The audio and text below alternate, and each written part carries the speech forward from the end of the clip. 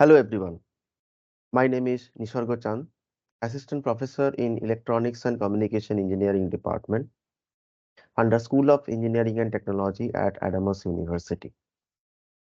I welcome you all today's my video lecture where we will unravel the mysteries of semiconductor physics by exploring two pivotal components, the PN junction and Zener diode. In previous two lectures, we have discussed about the semiconductor, its properties and its applications. Then we have discussed the Fermi level, drift and diffusion mechanisms of the charge carriers. Now in this lecture, we will discuss about the PN junction and Zener diode. So at first, let's introduce about this device, this two components. So these devices are the building blocks of countless electronic circuits, enabling the creation of everything from simple rectifiers to complex voltage regulation systems. Let's start by delving into the concept of a PN junction. A PN junction is formed by bringing together a region of semiconductor material doped with positive charge carriers, that is P type, and a region doped with negative charge carriers, that is N type. The interface where these two regions meet creates a unique set of electrical properties that form the basis of many electronic devices. One key phenomena associated with PN junctions is the depletion region. That is very important that we have to understand the formation of depletion region. When the P and N region come together, the majority charge carriers for each region, holes in the P type and electrons it's in the N type, diffuse across the junction. This migration results in the creation of a depletion region devoid of charge carriers. The depletion region acts as a barrier and preventing further flow of the majority carriers across the junction. Now let's transition to the PN junction to Zener diode, which is specialized type of diode with a distinct operating principle. The Zener diode operates in the reverse breakdown region of the PN junction, unlike regular diodes that are designated to operate in the forward bias region. The Zener diode is engineered to function in the reverse bias region also. So that is the basic difference between PN junction and Zener diode. That Zener diode acts in both forward and reverse bias, but PN junction only acts in the forward bias. When a Zener diode is reverse biased and the voltage across it exceeds a critical value known as the Zener voltage, the diode enters a state of control breakdown. During this breakdown, the Zener diode conducts current in the reverse direction, allowing it to regulate voltage. This unique characteristic makes Zener diodes invaluable for voltage regulation applications in electronic circuits. The Zener diode's ability to maintain a nearly constant voltage across its terminals, regardless of changes in the applied voltage, makes it an essential component in voltage regulation circuits. So, engineers frequently use Zener diodes in applications such as voltage stabilizers, voltage references, and over voltage protection circuits.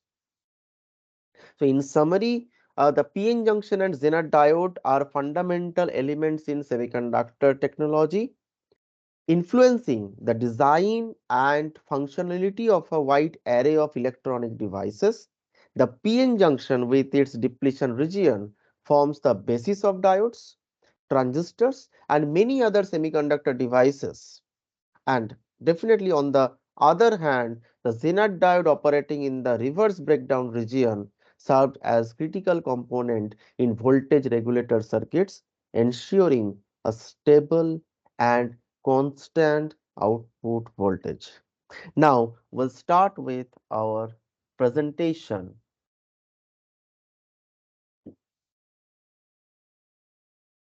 As you can see, that introduction to PN junction.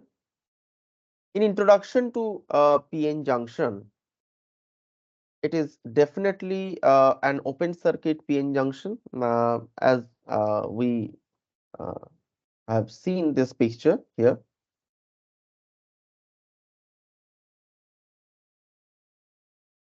Yes.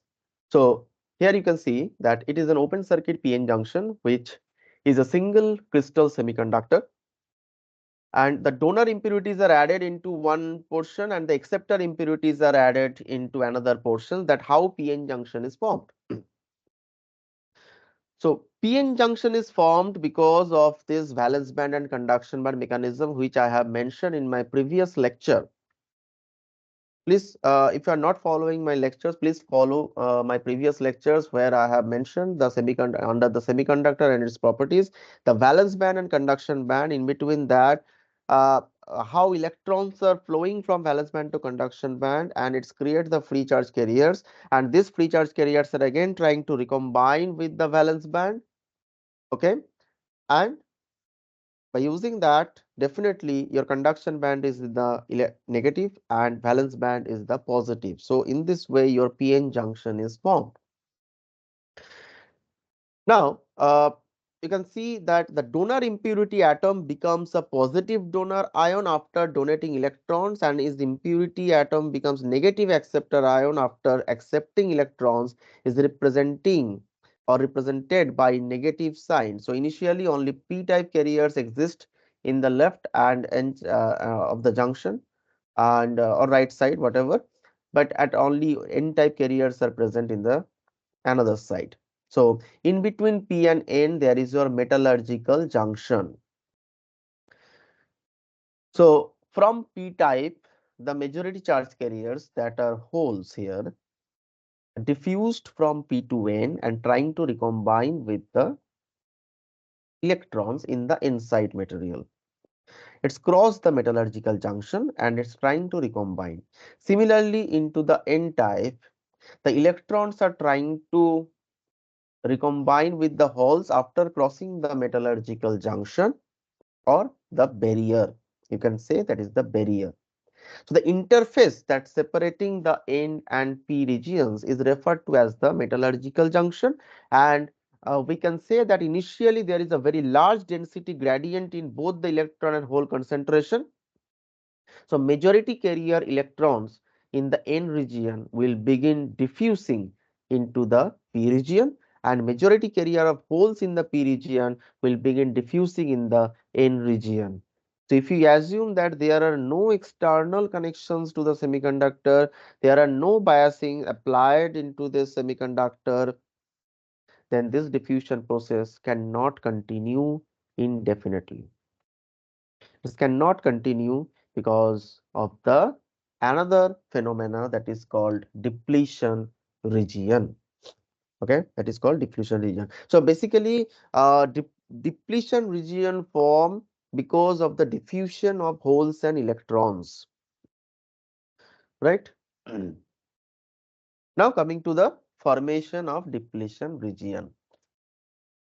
As you can see in the picture, that negative charge and the positive charge.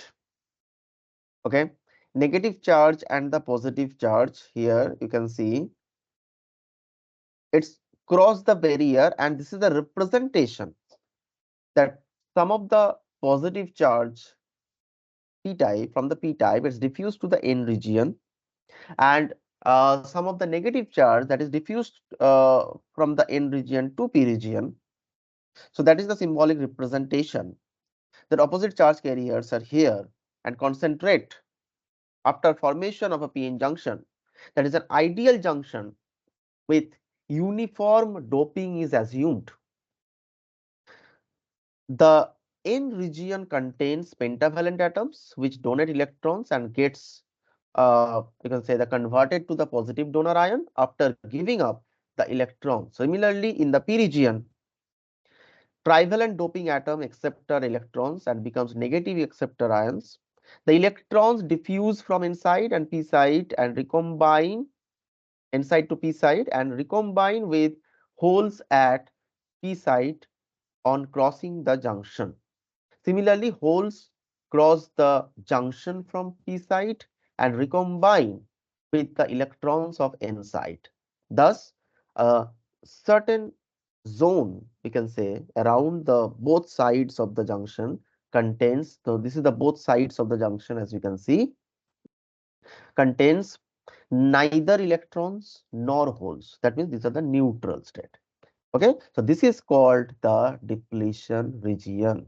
This is called the depletion region, and because it is depleted of the mobile charge carriers of electrons and holes, so another name of this region is called also the space charge region.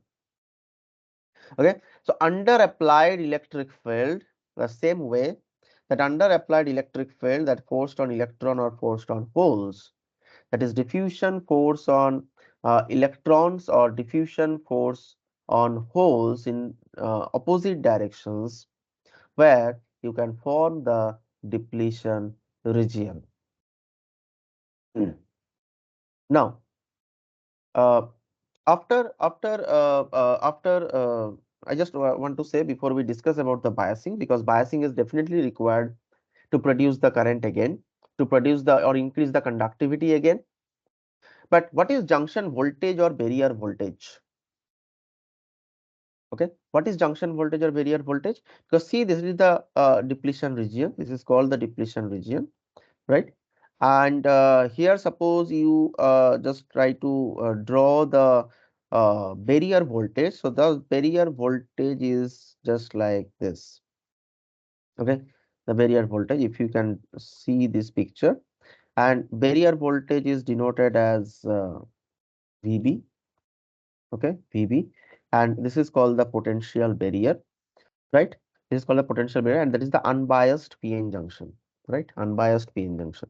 So the depletion layer of a PN junction has no mobile charge carriers, as we all know, but this layer consists of fixed rows of opposite charged ions on its two sides, right? Now, due to the charge separation of positive and negative ions, an electronic or electric potential is developed across the junction. This electric potential is called nothing but the barrier voltage. Since the junction is not connected to any external voltage source and the voltage is developed across the junction, so this voltage is called junction barrier or potential barriers. That's why I can say that this is called potential barrier. Potential barrier. Okay, so the potential barrier generates a repelling force on the mobile charge carriers which try to cross the junction. Actually, this force stops the mobile charge carriers to cross over the junction. So, at the temperature of room temperature, we can say 300 Kelvin, the value of VV is almost 0.3 volt for germanium, and value of VV is 0.7 volt for silicon. 0.7 volt for silicon and 0.3 volt for germanium. These two are the semiconductive materials, and these are called the cut-in voltage of the materials. Okay, so cut-in voltage is nothing but the voltage where the force stops and the mobile charge carriers and to cross over the junction, and at the time of the temperature, room temperature, the value of this barrier voltage is 0.7 volt for silicon and 0.3 volt for germanium. Okay, now we apply the biasing, that means battery that we introduced with this P and N junction. The battery that we introduced with the P and N junction after forming the depletion region, because the resistivity is now increased. So none of the charge carriers are passing from P to N or N to P. So totally conductivity is stopped. Conductivity is not increasing. We have to increase the conductivity again. That is the basic objective of any semiconductor. So suppose that is the forward bias. Why it's called forward bias? Because P type of the battery is connected with the P terminal of the material, and N type of the battery is connected with the N type material of the semiconductor. Right? So P type and N type semiconductor, negative ion and positive ion, that are the immobile ions. As you can see, immobile ions. It's create the depletion region where resistivity is very high. Now you have to reduce the resistivity again and increase the conductivity. So in an unbiased PN junction, the net current flow across the device, that is zero. When an external supply voltage is connected to a PN junction, this is called biased PN junction. If an external voltage is applied across the junction, the width of the depletion layer can be controlled, definitely. And the applied external voltage can control the resistance of the PN junction and also control the current flow through the device. So there are two types of biasing. One is the forward bias. This is the forward bias picture. Okay. So in this forward bias, definitely when you increase the external battery, when you increase that is the DC regulated power supply, DC regulated. So if you increase the supply, suppose slowly, and then you can see the carriers are energized and hit to the covalent bond under the depletion regions, and these covalent bonds will break down, so that the breaking of the covalent bonds are now increasing compared to the making of the covalent bond, right? If your breaking rate is increasing, then definitely depletion region width is become narrower. If the depletion region width is become narrower, then definitely you can say that conductivity is increasing. So after certain time, you can see that charge carriers are again diffused from P to N or N to P. So current is producing again, right? So that is the built-in potential of barrier. So no applied voltage across PN junction. I have already mentioned very clearly that the junction is in thermal equilibrium and the Fermi energy level is constant throughout the entire system.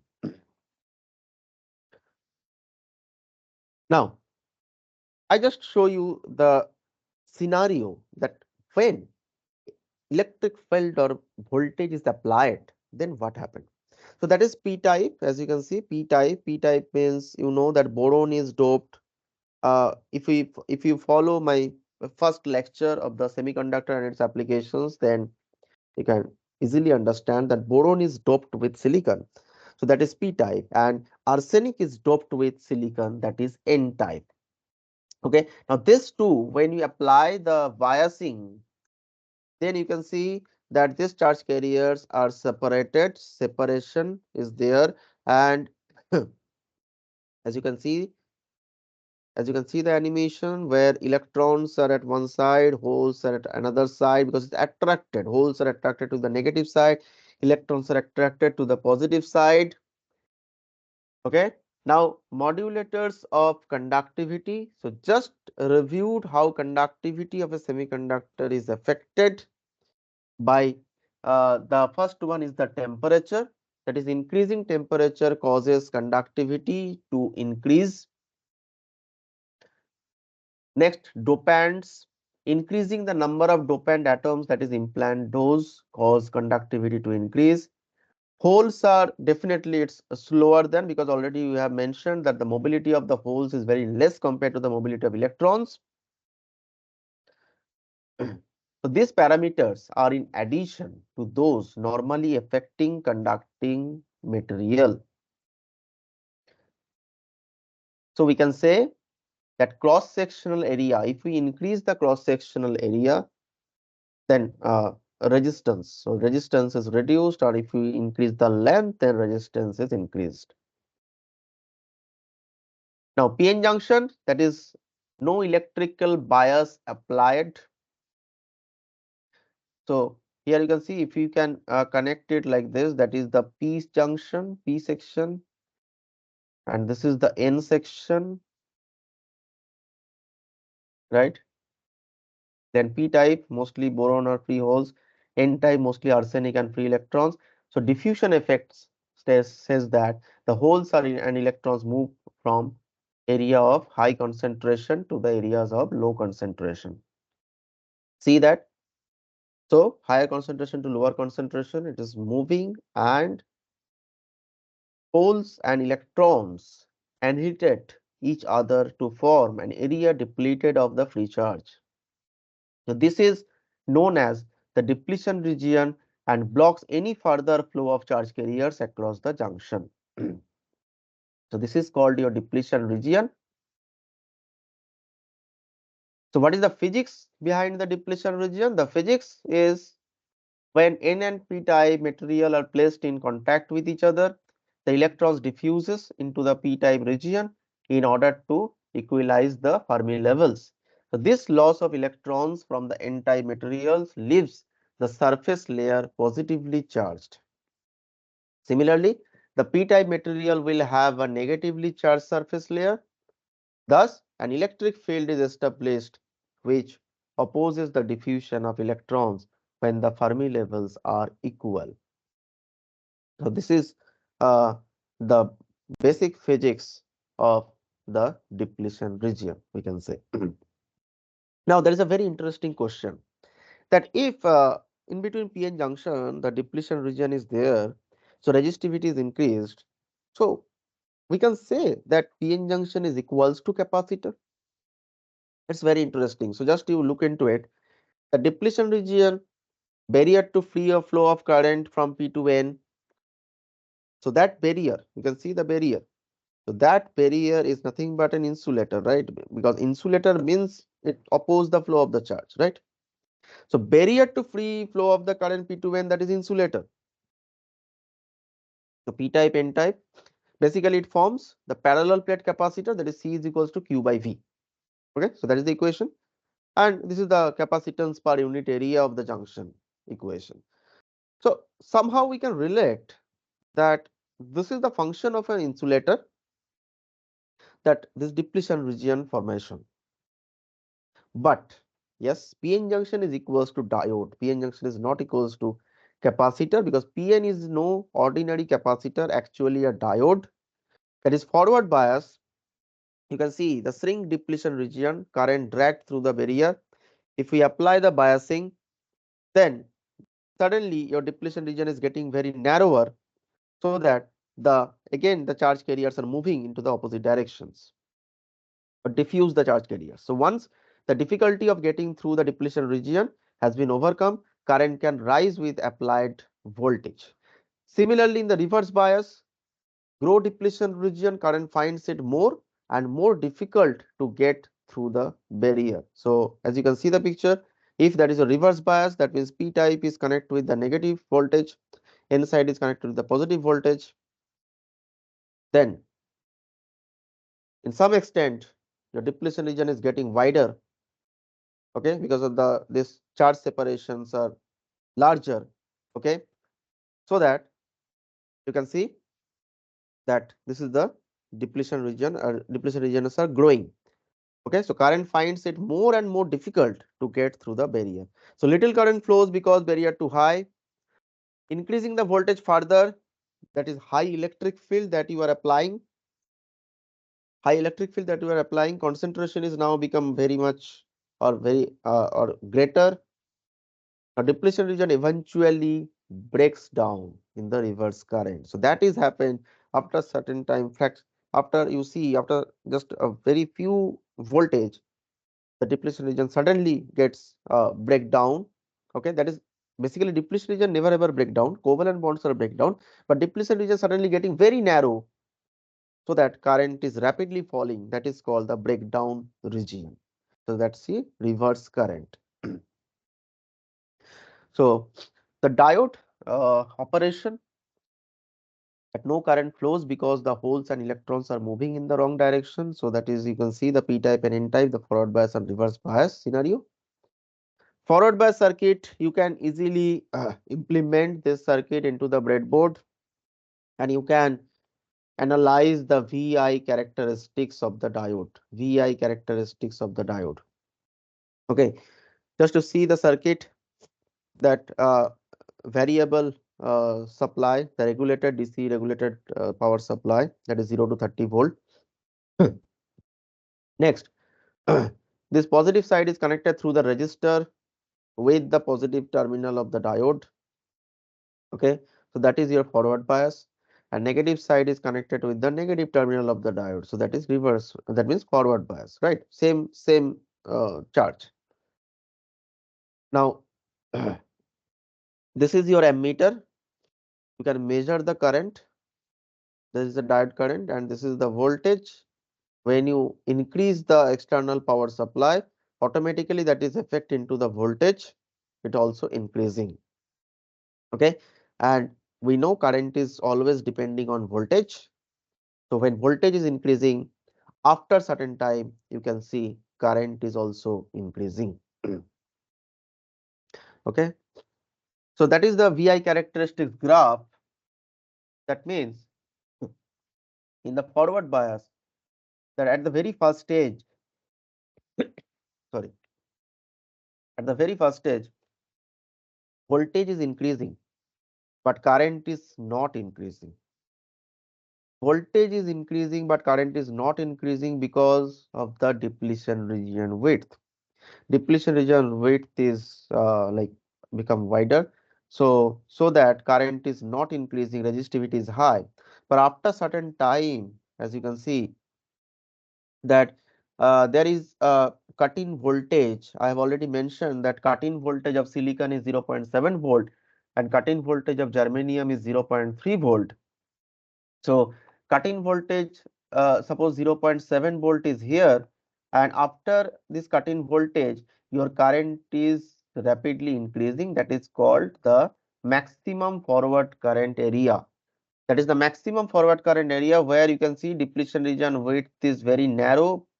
After applying the voltage, depletion region width is narrower, and that is increasing, and maximum forward current is produced. So as you can see, there are total 3 steps.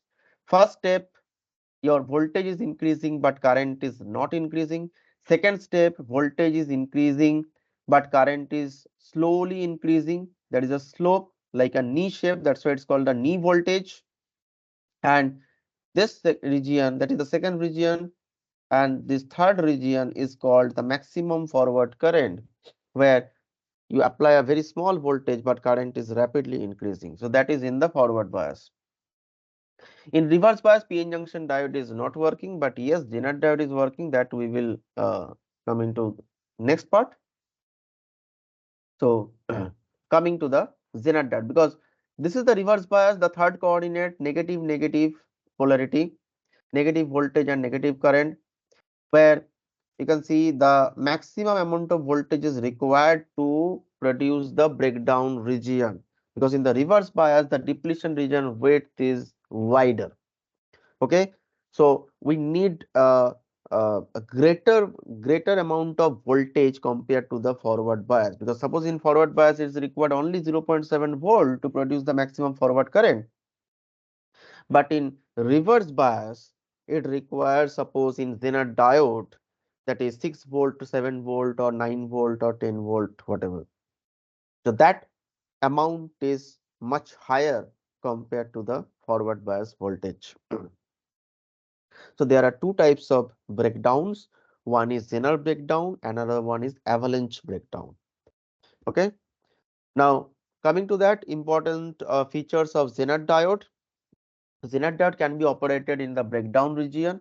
That is, in the forward bias direction, the Zener diode behaves like an ordinary silicon diode, but definitely there is a difference in reverse bias. So there is only the difference between PN junction ordinary diode and the Zener diode. Now see that graph. In forward bias, both sections are almost same, that there are total 3 sections. I have already mentioned 1, 2 and 3. But in reverse bias, You see, the first is the Zener breakdown, and then it's the avalanche breakdown. So Zener breakdown occurs in heavily doped junction, and avalanche breakdown occurs in lightly doped junction. So that is the main difference between these two breakdown. That's why Zener breakdown we can easily check in our experiment, that is VI characteristics of Zener diode in reverse bias. But it's very difficult to check in PN junction the avalanche breakdown in reverse bias, because the amount of voltage that is required, that we can't apply into that circuit because of the tolerance level. That's why we can say always that in reverse bias PN junction diode is not working, but in reverse bias Zener diode is working. Now you can see the Zener breakdown. The Zener and avalanche effects are responsible for such a dramatic increase in the value of current at the breakdown region. And Zener effect predominates in diodes whose breakdown voltage is below 6 volt, we can say, but there are various types of Zener diodes are available in the market. But the main thing, why we find out the reverse breakdown voltage, because that is the actual Zener diode voltage. So when you want to buy any Zener diode from the electronics shop, so you have to mention that how much voltage of Zener diode that required. Okay, so that voltage you can find in the reverse bias in the breakdown. So that is called the Zener diode voltage.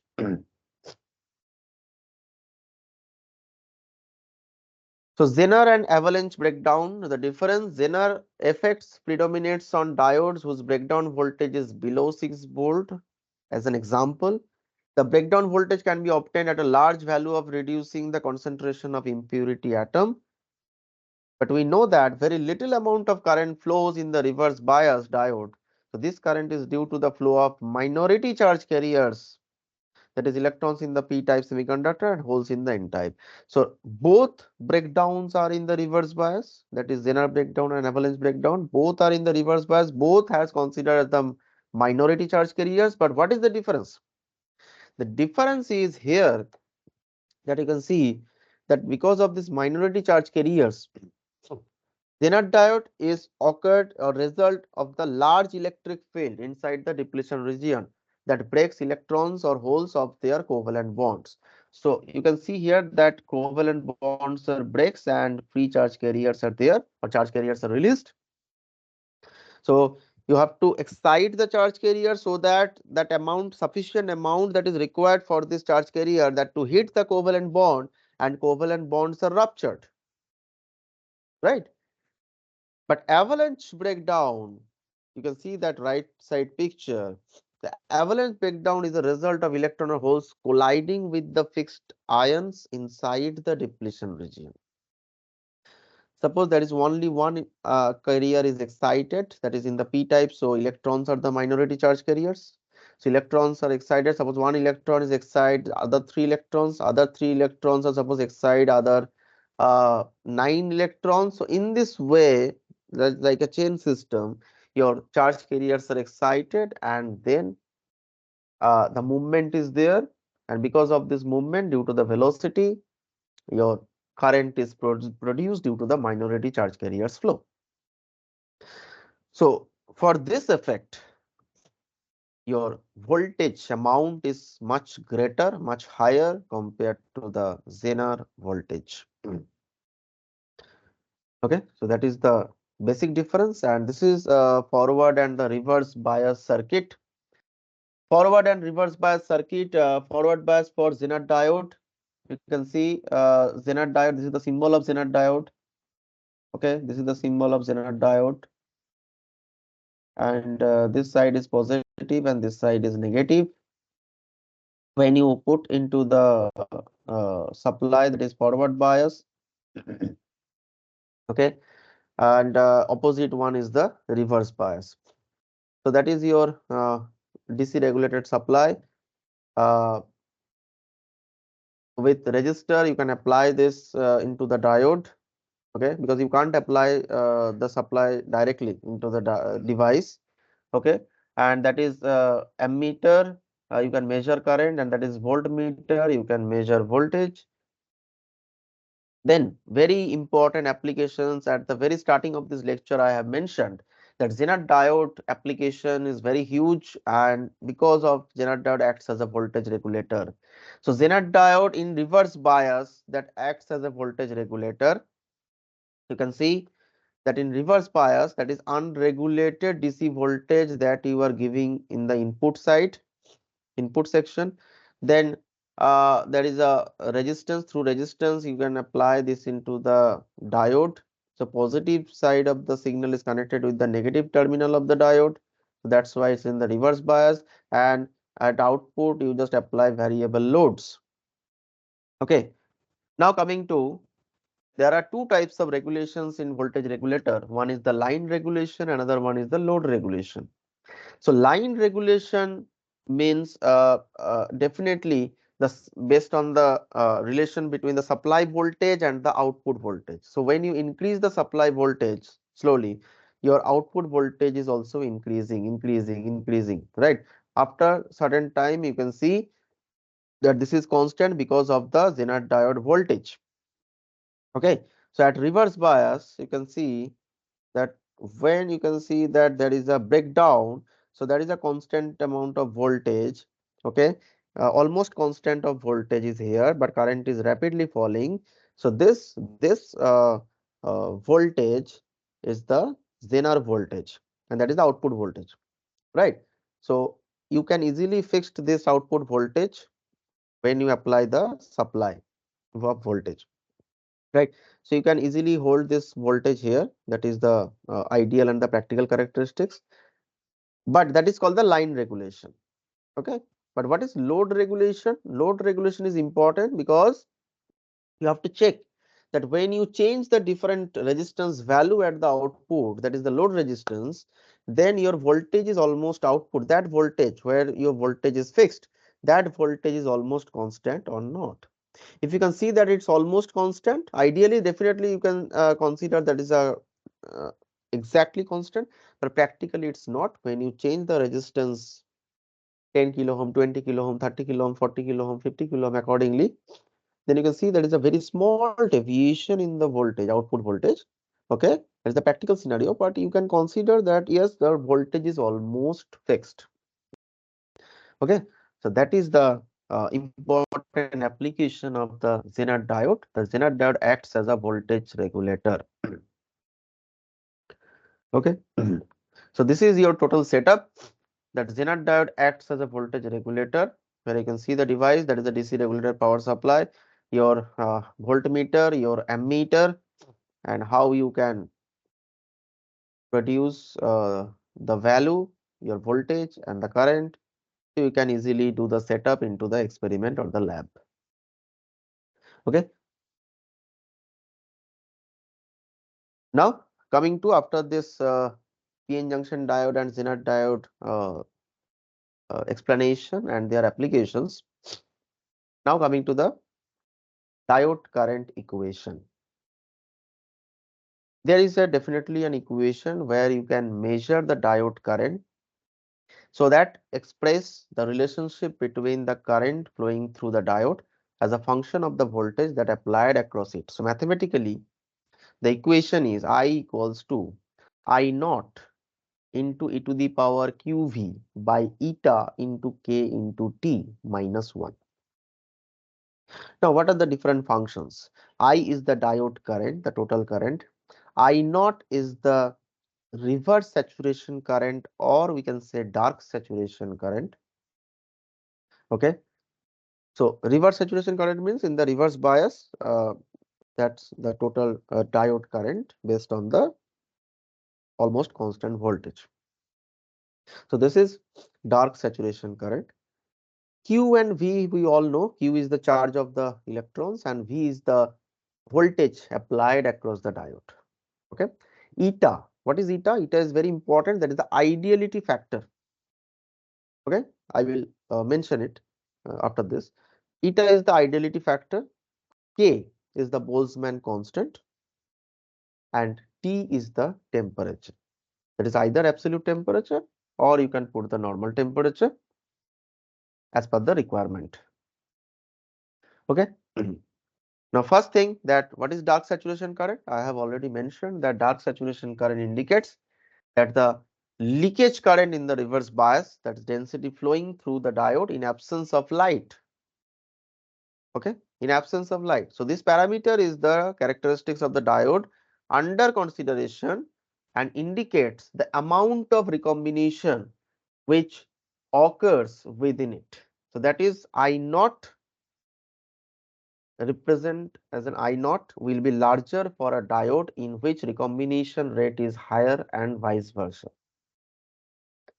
Okay, so that is called the dark saturation current, totally depending on, because uh, when we will discuss into our next lecture the bipolar junction transistor, there we can see that the current is produced due to the two types of charge carriers. One is majority charge carriers, another one is the minority charge carriers.